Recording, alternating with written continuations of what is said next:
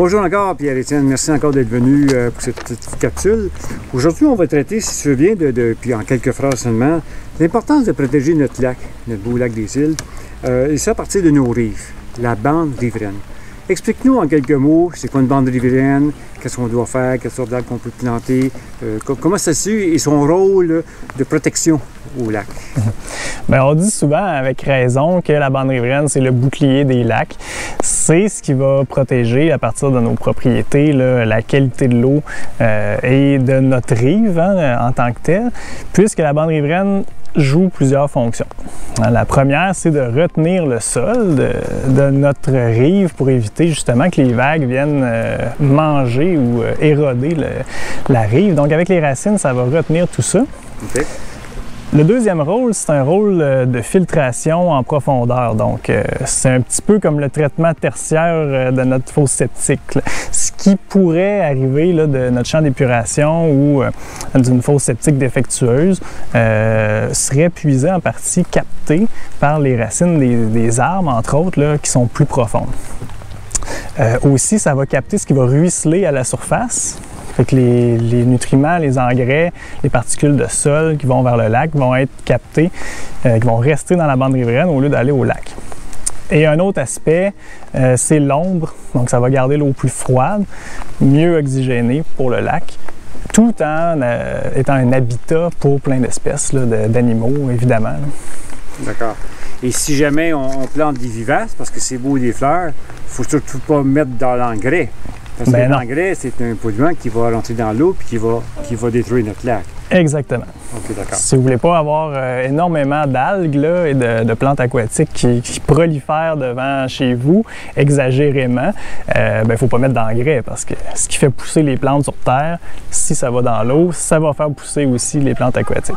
OK, donc c'est composé de fougères, de petits arbres, d'arbustes et de plus gros arbres matures par la suite pour avoir de meilleures racines pour enfin réduire la possibilité d'amener des sédiments davantage dans le lac en tant que tel. Exactement. Et surtout d'éviter de mettre des herbicides et des sortes de compostage également qui font pousser. Ils n'ont pas besoin de toute façon, ça va pousser naturellement. Et les vivaces, bien, ils devraient pousser correctement aussi. Exact. On parle toujours des 3 strates de végétation qui ont chacun leur rôle à jouer. Donc les arbres pour l'ombrage et les racines profondes. Puis ensuite, les arbustes puis les herbacées vont jouer un rôle plus en surface. Les arbustes, c'est des spécialistes là, pour faire beaucoup de racines pour garder le sol. Donc si on a les 3, on est en voiture. Excellent. La bande riveraine aussi, ça peut être, c'est une protection également contre l'érosion. On connaît les vagues, on sait qu'un lac peut avoir des vagues, ne serait-ce qu'un gros vent, ça nous amène des bonnes vagues. Certains bateaux également peuvent faire peut-être des plus grosses vagues que d'autres en tant que telles. Et c'est pour ça qu'on a déjà ciblé dans une autre capsule des endroits sur le lac pour mieux faire des grosses vagues, des gros wakes, motomarines, dans des parties plus profondes. Parce que la vague, elle, qu'est-ce qu'elle va faire quand elle va arriver dans une partie plus profonde? Elle va se cogner sur notre rivage. Est-ce que ça veut vraiment endommager notre surface plus profonde?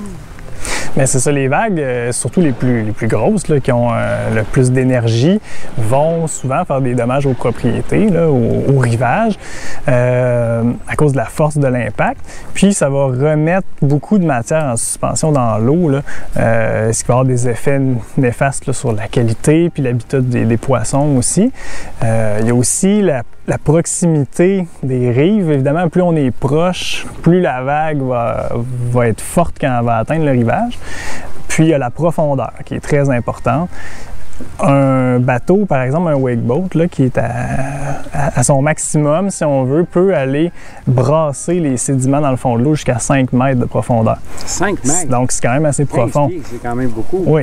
Donc, c'est pour ça qu'on dit toujours aller en secteur profond puis éloigner des rives là, pour éviter ces problèmes-là de remise en suspension des sédiments puis d'érosion des rives.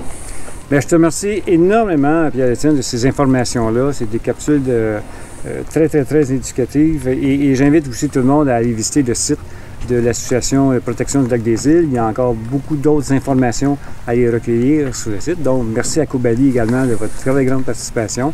Et ce n'est qu'une des capsules. Il y en a d'autres à venir. Et tout ça, c'est pour la protection de notre très beau lac, le lac des Îles. Merci et bravo pour tous vos efforts pour votre beau lac. Merci bien.